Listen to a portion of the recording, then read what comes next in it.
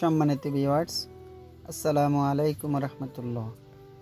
নোয়াখালী ইসলামিক ভয়েসের আরেকটি নতুন ভিডিওতে আপনাদেরকে স্বাগতম। আশা করি আল্লাহর অশেষ রহমতে আপনারা সবাই ভালো আছেন। প্রিয় দর্শক শ্রোতা, আজ আমি আপনাদের মাঝে সকাল সন্ধ্যার দোয়া ও জিকিরগুলো আলোচনা করব ইনশাআল্লাহ।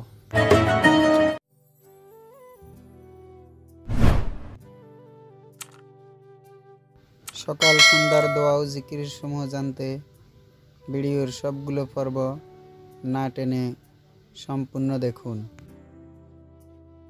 ৩ নং জিকির, সকালে 7 বার, সন্ধ্যায় 7 বার। আলোচ্য দোয়াটির ফজিলত।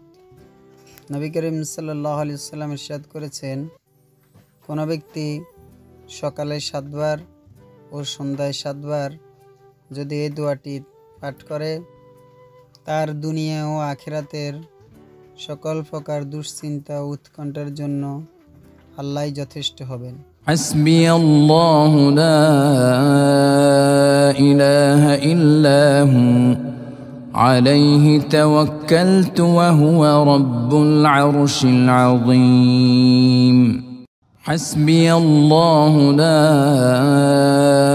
ইলাহা ইল্লা হু عليه توكلت وهو رب العرش العظيم. حسبي الله لا إله إلا هو عليه توكلت وهو رب العرش العظيم.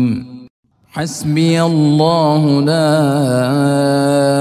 إله إلا هو عليه توكلت وهو رب العرش العظيم. حسبي الله لا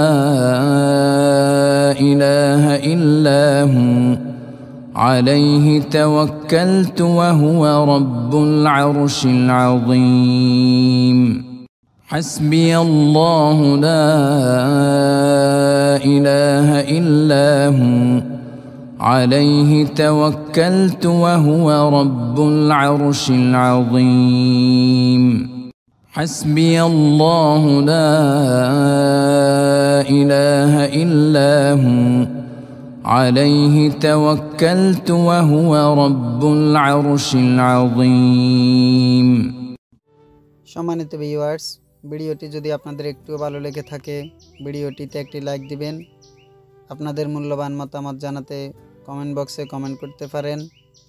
ভিডিওটি আপনাদের বন্ধুদের মাঝে শেয়ার করে আপনি আমাদের সাথে দিন প্রচারের কাজে সহযোগিতা করতে পারেন।